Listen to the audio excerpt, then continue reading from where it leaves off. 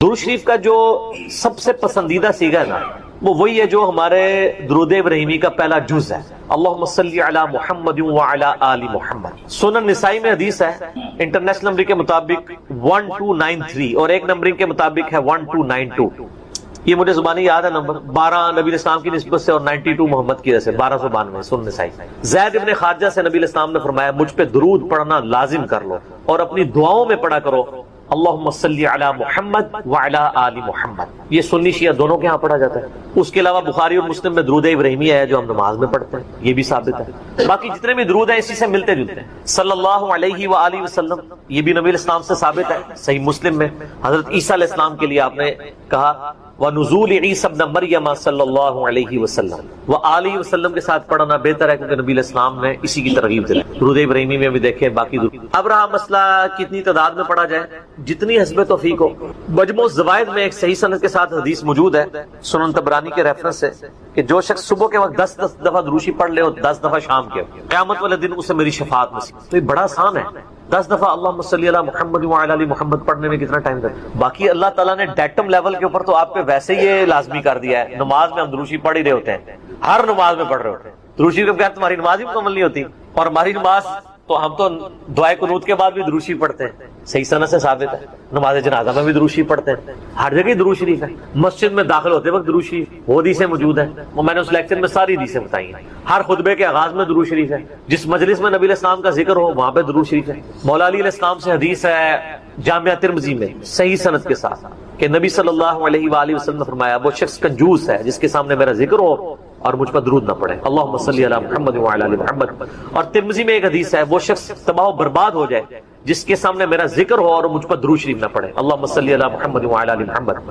اور اس کے علاوہ سنن طبرانی میں بھی ایک روایت ہے، اس روایت کی صحت پہ اختلاف ہے لیکن چونکہ کچھ محدثین اسے صحیح سمجھتے ہیں اس لیے میں ضرور بیان کرتا ہوں کہ جو شخص روزانہ 100 دفعہ درود شریف پڑھے تو قیامت والے دن اللہ تعالیٰ اسے شہیدوں کے ساتھ اٹھائے گا اور اس کی دونوں آنکھوں کے درمیان لکھا ہوگا کہ یہ شخص منافقت اور دوزخ کی آگ سے بری۔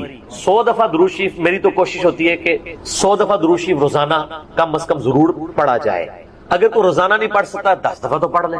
اور نبی الاسلام کے آپ اکثر وظائف دیکھیں گے وہ 100 دفعہ ہی ہیں، اکثر وظائف جو زیادہ تعلیم کیے گئے، جیسے بخاری مسلم میں حدیث ہے کہ جو شخص 100 دفعہ پڑھ لے سبحان اللہ وبحمدہ تو اس کے سارے گناہ معاف کر دیے جائیں گے چاہے سمندر کی جھاگ کے برابر ہو۔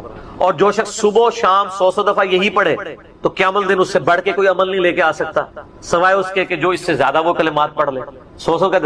پھر بخاری میں 70 دفعہ استغفار کا ذکر ہے۔ پھر تسبیح فاطمہ بھی جو ہے 100 دفعہ ہے، 33 دفعہ سبحان اللہ، 33 دفعہ الحمدللہ، 34 دفعہ اللہ اکبر، یا 33 دفعہ اللہ اکبر اور 100 کا عدد پورا کرنے کے لیے بخاری مسلم میں آتا ہے لا الہ الا اللہ وحدہ لا شریک لہ لہ الملک ولہ الحمد وہو علی کل شیء قدیر۔ تو یہ سارے 100 والے ہیں، زیادہ تو آپ جتنا مرضی پڑھیں۔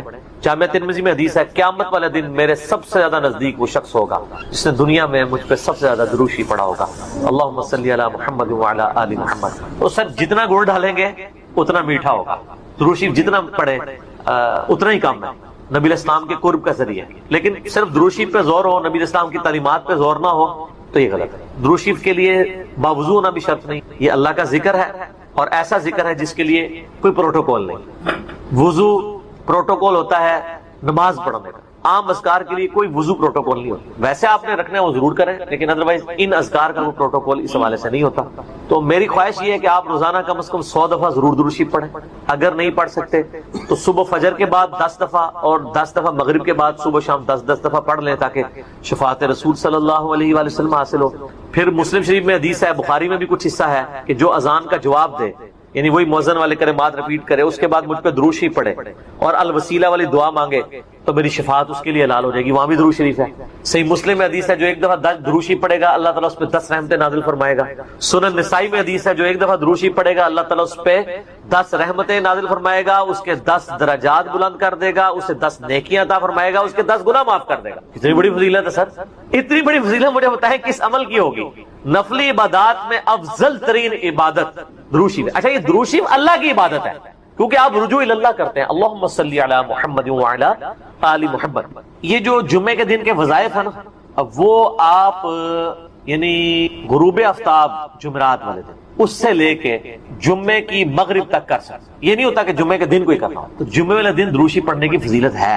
ابو داؤد کے اندر اور ترمذی کے اندر، سنن نسائی میں، ابن ماجہ میں حدیث ہے کہ نبی صلی اللہ علیہ وآلہ وسلم فرمایا کہ جمعے کا دن تمام دنوں کا سردار ہے۔ اسی دن آدم علیہ السلام پیدا ہوئے، اسی دن وہ فوت ہوئے، اسی دن پہلا سور پھونکا جائے گا، دوسرا سور پھونکا جائے گا، قیامت قائم ہوگی۔ تم جمعے والے دن مجھ پہ کثرت سے درود پڑھو، تمہارا درود مجھ پر پیش کیا جائے گا۔ تو صحابہ کرام نے جرت کر کے پوچھا، یا رسول اللہ صلی اللہ علیہ وسلم جب آپ مر جائیں گے اور آپ کی ہڈیاں مٹی میں مل جائیں گی؟ سر یہ صحابہ کے الفاظ ہیں، جب تک 295C نہیں تھی مدینہ شریف، ورنہ آج کل تو کوئی سوال کر سکتا ہے؟ صحابہ پہ اللہ کی کروڑوں رحمتیں ہوں، سوال کیے تو میں عقیدے پتہ چلے۔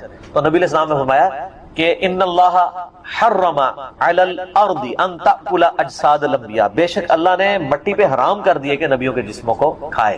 تو نبیوں کے جسم سلامت ہیں قبروں کے، ان پر درود شریف پیش ہو۔ تو جمعے والے دن درود شریف کی خاص فضیلت ہے، جمعے والے دن ضرور 100 بار پڑھ لیا کریں۔ نبی علیہ السلام کی بارگاہ میں درود شریف پیش ہو رہا ہوتا ہے۔ وہ سنن نسائی میں حدیث ہے نا، زمین پہ کچھ فرشتے سیاحت کرتے ہیں، میرے امتیوں کا سلام مجھ تک پہنچاتے ہیں۔ اور میں نے دیکھا ہے کہ یہ حقیقت بات ہے، مسلمانوں کے جتنے مکاتب فکر ہیں ان میں سے 2 مکاتب فکر میں نے درود شریف کا بہت اہتمام دے، نبی علیہ السلام کا مبارک ذکر کرتے ہیں۔ پہلے نمبر پہ شیعہ حضرات کو کہ وہ درود شریف کا بہت اہتمام کریں، اور دوسرے نمبر پہ اہل حدیث۔ آپ عرب میں چلے جائیں، آپ وہاں پہ عربی خطبے سنیں ان کے جمعوں کے، سر اگر ایک جملے میں 3 دفعہ آ رہا ہے نا تو وہ قال النبی صلی اللہ علیہ وآلہ وسلم پورا پڑھیں گے۔ یہاں ہمارے لوگ بیان کرتے پوری تقریر، میرے حضور گئے، حضور آئے، حضور نے کیا، درود شریف ایک دفعہ بھی نہیں پڑھتے کیونکہ ٹرینڈ میں نہیں۔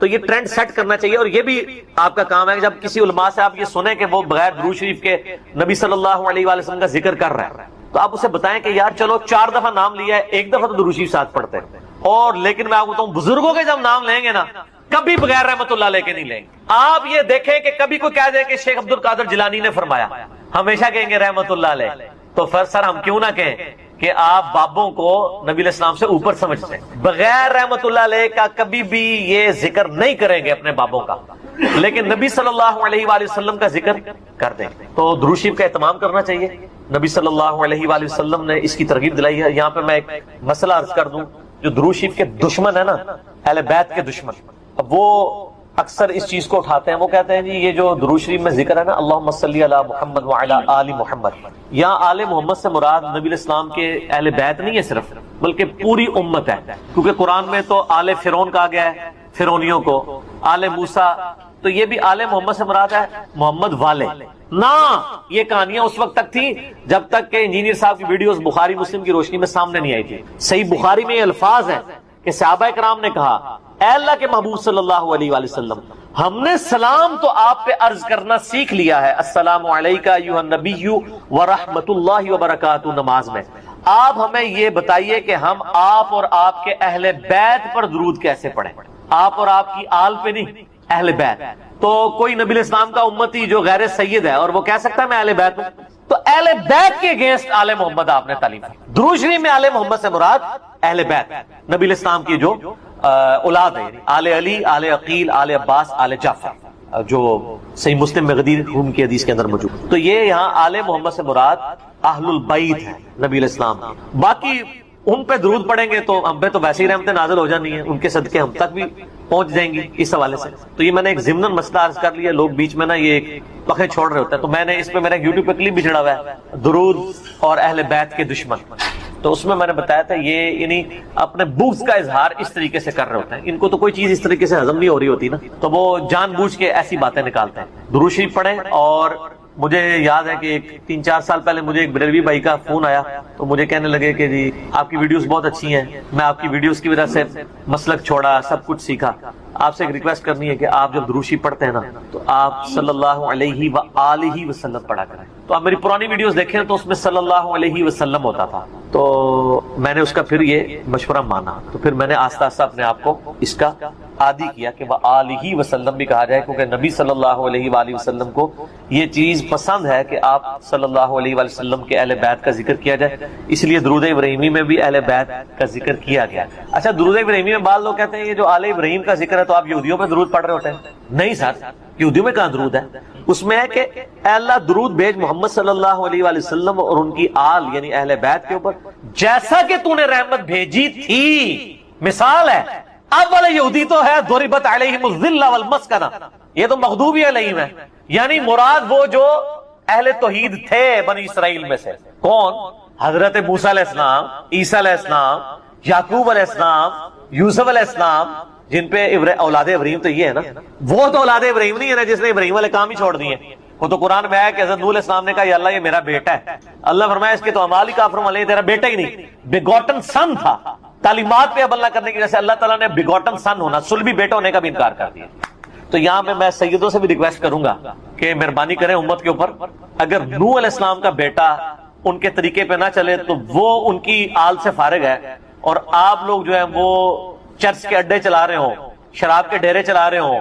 مجھے اگلے دن ایک بھائی کی کال آئی ہمارے ادھر ہی جرمنی سے، وہ خود شیعہ تھے اور وہ رو رہے تھے کہ یار اس وقت اہل بیت کے خلاف ایک پوری مہم کھڑی کی گئی. آپ کو پتہ ہے نا یہاں پہ امیر شام کے نام کے نعرے بھی لگوائے گئے. تو میں نے کہا کہ ہم نے تو کاؤنٹر نیریٹو کھڑا کر دیا اس کے. تو بتانے لگے ایک کسی شیعہ ذاکر پورے اس ایک کمیونٹی کے بارے میں، وہ کہتے ہیں ہم ان کو ملینز آف روپیز سالانہ دیتے تھے، لیکن بعد پتہ چلا کہ وہ تو شرابیں پیتے ہیں اور عیاشیاں کرتے ہیں. وہ کہتے ہیں یہ اہل بیت کے نام کے اوپر جب اہل بیت کے دفاع کی باری آئی ہے تو یہ خود کون سے کرتوت کر رہے ہیں. اب الحمدللہ اہل تشیع کے اندر بھی اویئرنیس آ رہی ہے، جیسا کہ بریلویوں کے اندر اویئرنیس آئی کہ پیروں فقیروں نے ہمیں دھوکے میں رکھا ہوا ہے، یہ ہمارے نذرانوں سے یاشیاں کر رہے ہیں. یہی آپ کو یاشیاں شیعہ کے ہاں ذاکرین میں بھی نظر آئیں گے. وہ سارے وہ والے کام کر رہے ہوں گے، اچھے لوگ بھی ہیں لیکن برے لوگ بھی بیچ میں. تو ایسے لوگوں کو ممبروں پہ نہ آنے دیں، ان لوگوں کا خرچہ نہ اٹھائیں، اور یہ جو سید کے نام کے اوپر عزتیں ویل کر رہے ہیں نا، اس صورت میں کریں جب واقعی ان کے کام بھی ہوئی. اگر کام ان کے نبی علیہ السلام کے دشمنوں والے ہیں تو ہم ان کی رسپیکٹ. میرا اپنا میکینیکل انجینئرنگ کی یعنی کلاس فیلو تھا یونیورسٹی میں، قادیانی تھا اور سید تھا، اس کے نام کے اندر تھا، میں اب نام نہیں اس کا لیتا، وہ ایک بالکل پرسنل بات ہوگی. تو اس کا سید فلاں شاہ پورا نام تھا، کتنا ایسا تو ہمیں پتہ ہی نہیں چلا، تو بعد میں قادیانی تھا. اب کیا ہمارے اہل تشیع کے ہاں جو سید ہیں اس کو سید ماننے کے لیے تیار ہو جائیں گے؟ نسل تو ہے نا، جینز تو ہے نا. وہ کہیں گے نہیں تعلیمات چھوڑ دو. تو سر آپ تعلیمات چھوڑ دیں اور آپ ہمیں کہیں کہ آپ امتی ہو. سر ہم امتی سیدوں کے نہیں ہیں، امتی تو نبی علیہ السلام کے لیے. یار مولا علی بھی کبھی، مولا علی نے یہ دعویٰ نہیں کیا کہ یہ میری امت ہے، وہ بھی اپنے آپ کو غلام محمد ہی کہتے تھے. آپ شیعہ کا جو سلوگن دیکھیں وہ تو بالکل ٹھیک ہے، محمد اور آل محمد. آل علی نہیں کہتے ہیں، علی نہیں سر، سینٹرڈ پوائنٹ محمد صلی اللہ علیہ وآلہ وسلم کی ذات ہے. جس کی جو بھی عزت ہے وہ نبی علیہ السلام کی نسبت کی ہوتی ہے، جس کا جو بھی مرتبہ ہے وہ ان کی نسبت. اگر نبی علیہ السلام کو بیچ میں سے نکال دیتے ہیں پھر کوئی شخص کوئی مرتبہ ویل نہیں کرتا. تو محمد اور آل محمد، حالانکہ دیکھیں اولاد علی ہے لیکن نام کیا بولا جاتا ہے؟ آل محمد. کیوں؟ یہ اللہ نے رشتہ کروایا ہے. سر سنن نسائی میں صحیح سند حدیث ہے، پہلے حضرت ابوبکر نے رشتہ مانگا تھا نبی علیہ السلام سے سیدہ فاطمہ کے لیے، جب تک کہ حضرت ابوبکر خود سسر نہیں بنے تھے. نبی علیہ السلام نے کہا میری بچی چھوٹی ہے. پھر حضرت عمر نے مانگا، فرمایا چھوٹی ہے. پھر حضرت علی نے مانگا تو رشتہ کر دیا، کیونکہ اللہ نے وحی کے ذریعے بتایا تھا کہ آپ کی اولاد یعنی جو آل محمد ہے وہ اولاد علی ہوگی. یہ سر آسمانی رشتہ طے ہوا ہے، یہ چھوٹا معاملہ نہیں ہے. تو اس لیے جو لوگ اولاد علی ہیں اور اہل بیت ہونے کا دعویٰ کرتے ہیں، خدا کے لیے اہل بیت کے نام کے اوپر آپ داغنا اور دھبا نہ بنے، بلکہ ان کی تعلیمات کو بھی آگے لے کے. درود جو ہے نا یہ بیسیکلی تو فارسی زبان کا لفظ ہے، کسی کے لیے یعنی دعائے رحمت کرنا. عربی میں جو اس کے لیے اپروپریٹ ورڈنگ آتی ہے وہ صلاۃ و سلام ہے. صلاح دعا کرنے کو مختلف معنی، میں آپ کو اصطلاحی معنی بتا رہا ہوں، اور سلام اردو میں بھی استعمال ہوتا ہے کسی کے لیے سلامتی کی دعا کرنا. تو درود شریف بیسیکلی یہ ہے کہ آپ نے اللہ کے محبوب صلی اللہ علیہ وآلہ وسلم کے لیے دعائے رحمت کرنی، اور اس کا حکم اللہ تعالیٰ نے قرآن حکیم میں دیا ہے. سورۃ الاحزاب کی آیت نمبر 56 ہے. اعوذ باللہ من الشیطان الرجیم، بسم اللہ الرحمن الرحیم. ان اللہ وملائکتہ یصلون علی النبی یا ایھا الذین آمنوا صلوا علیہ وسلموا تسلیما. اللہم صل علی محمد وعلی آل محمد کما صلیت علی ابراہیم وعلی آل ابراہیم انک حمید مجید. اللہم بارک علی محمد وعلی آل محمد کما بارکت علی ابراہیم وعلی آل ابراہیم انک حمید مجید. تو اس کا حکم آیا، اور باقی احادیث میں تو پھر درود شریف کے جو فضائل آئے ہیں وہ تو سر زندگیاں چاہیے اس کو بیان کرنے کے لیے. افضل ترین نفلی عبادات میں صحیح مسلم میں حدیث ہے، اللہ کے محبوب صلی اللہ علیہ وآلہ وسلم نے فرمایا کہ جو شخص مجھ پر ایک دفعہ درود شریف پڑھے گا، صلاۃ پڑھے گا، تو اللہ تعالیٰ اس پہ 10 دفعہ درود پڑھے گا، 10 دفعہ رحمتیں اس پہ نازل کر. تو اللہ کی رحمت 10 دفعہ. اللہم صلی علی محمد وعلی آل محمد. اسی طریقے سے اسی کی ایکسپلینیشن سنن نسائی میں ایک حدیث ہے کہ جبرائیل علیہ السلام نے آ کر کہا کہ اللہ کے نبی علیہ السلام آپ اس پہ کیا خوش نہیں ہیں کہ جو بھی آپ کا امتی ایک دفعہ درود پڑھے اللہ تعالیٰ اس پہ 10 دفعہ درود بھیجے گا، اور جو ایک دفعہ سلام پڑھے اس پہ 10 دفعہ سلامتی بھیجی جائے گی۔ اور سنن نسائی میں ایک اور حدیث ہے کہ نبی علیہ السلام نے فرمایا کہ جو مجھ پر ایک دفعہ درود پڑھے گا اللہ تعالیٰ اس پہ 10 رحمتیں نازل فرمائے گا، اس کے 10 درجات بلند کر دے گا اور اس کے 10 گناہ معاف کر دے گا، اور ایک طریق میں آتا ہے کہ اس سے 10 نیکیاں بھی عطا کرے گا۔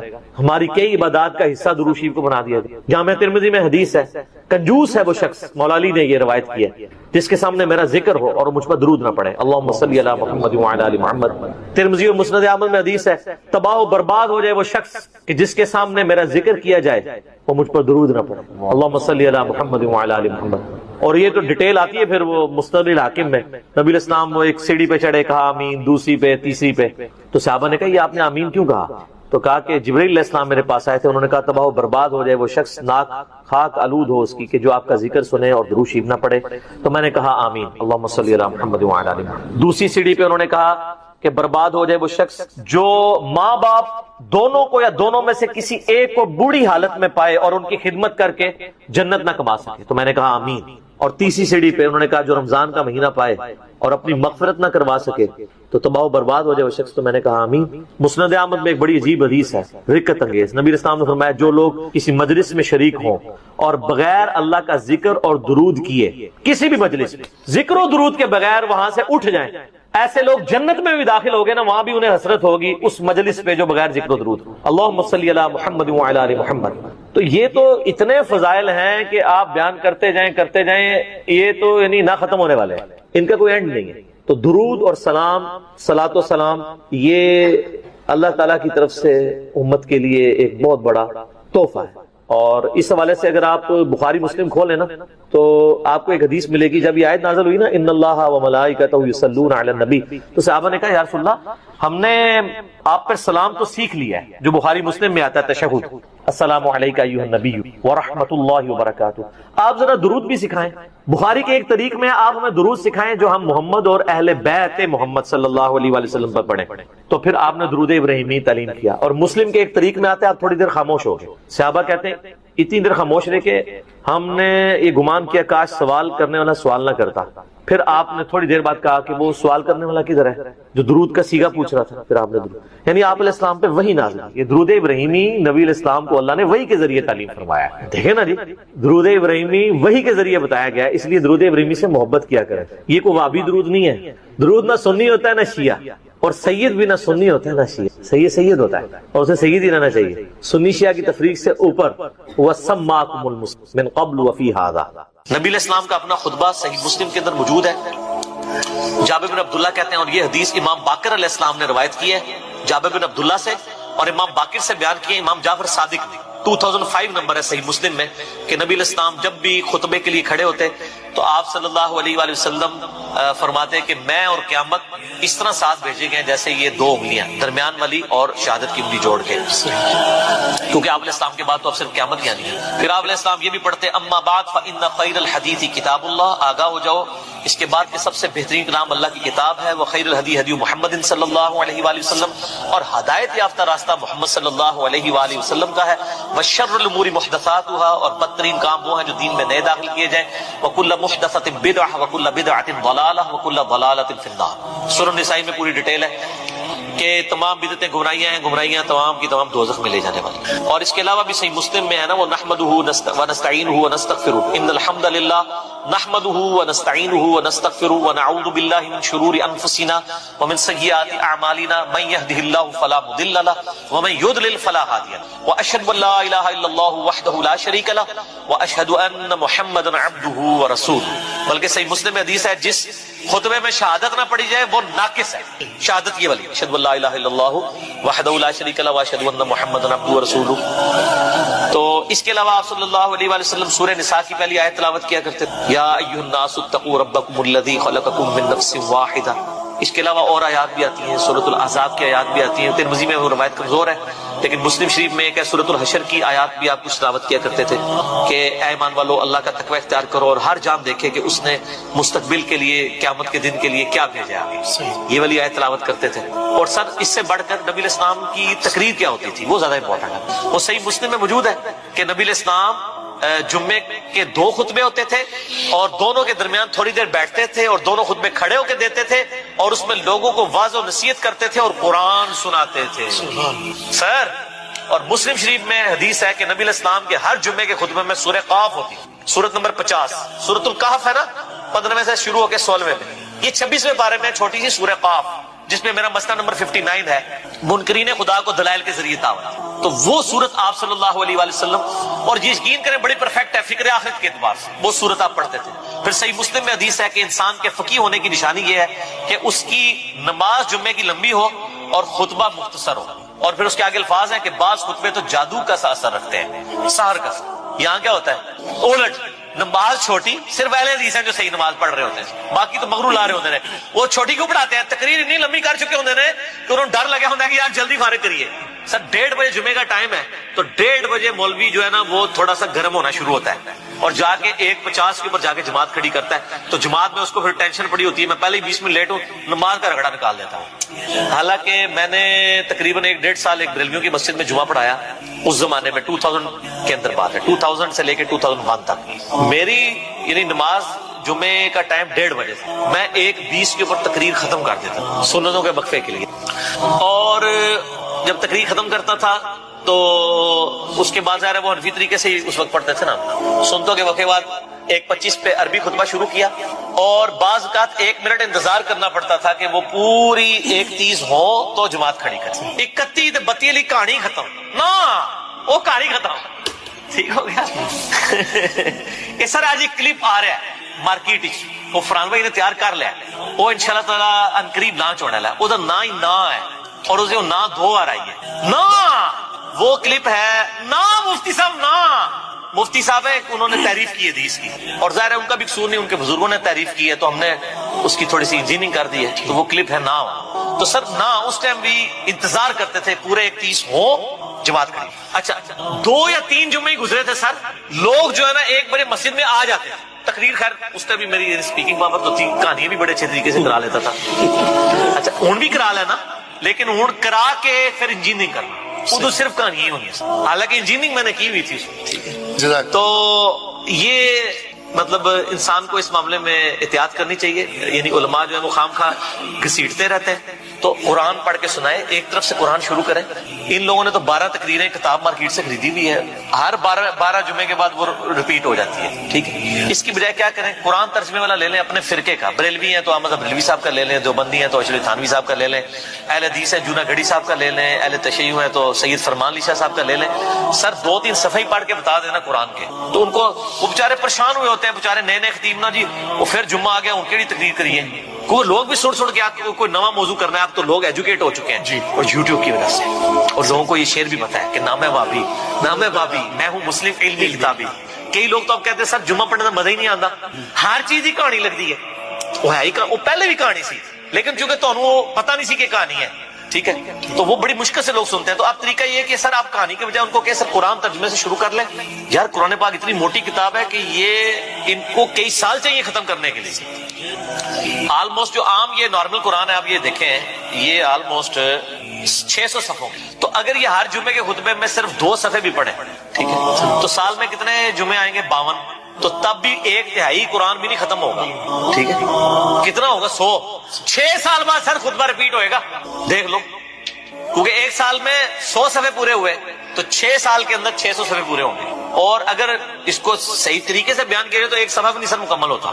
آپ دیکھتے ہیں ہماری تفسیر ایک آیت کے اوپر میں بعض کا 6 گھنٹے کے لیکچرز ہیں. تو قرآن کو، اور نبی علیہ السلام کا خطبہ جمعہ قرآن تھا، اور وہاں یہ ایڈوانٹیج تھا کہ بیان کرنے والا بھی عربی تھا، سننے والے بھی عربی تھے، نہ ترجمے کی ضرورت تھی نہ تفسیر اس طرح کرنے کی، ڈائریکٹ بات کی دل کے اوپر ہوتی. اب ہمیں ذرا ترجمہ بھی کر کے بیان کرنا پڑتا ہے. تو نبی علیہ السلام کے جمعے کا خطبہ تذکیر ہوتی تھی، نصیحت، اور نصیحت کس کے ذریعے؟ قرآن کے ذریعے. اور مزے کی بات ہوں، جو سورہ قاف ہے نا، صحیح مسلم میں اوپر تلے 4 حدیثیں ہیں، وہ صحابیہ کہتی ہیں کہ نبی علیہ السلام چونکہ ہر جمعے میں پڑھتے تھے، مجھے زبانی یاد ہوگی سن کے سورہ قاف. اور سورہ قاف کی ہی آخری آیت ہے فذکر بالقرآن من یخاف وعید. اے نبی قرآن کے ذریعے نصیحت کیا کریں ان لوگوں کو جو اللہ کی دھمکی سے ڈرتے ہیں. تو نبی علیہ السلام پھر وہ نصیحت اسی صورت سے ہی کر دیتے تھے، فذکر بالقرآن من یخاف وعید. قرآن کے ذریعے قرآن سے ہی نصیحت کرنی ہے، قرآن سے ہی آپ نے تذکیر کرنی ہے، لیکن یہ قرآن کیسے پیش کریں؟ قرآن تو آپ کو پتہ پڑھنے سے بندہ گمراہ ہو جاتا ہے نا، گورے ہدایت پا جاتے ہیں تے کالے جڑے نے گمراہ ہو جاتے ہیں۔ وہ ان لوگوں کے چونکہ اپنے عقائد قرآن کے خلاف تھے، اس لیے انہوں نے یہ ڈنڈورا پیٹا۔ تو نصیحت بھی قرآن سے، اور وہ بخاری مسلم کی جو حدیث میں نے بیان کی تھی انڈے کے حلال ہونے کی، اس میں بھی الفاظ پتہ کیا؟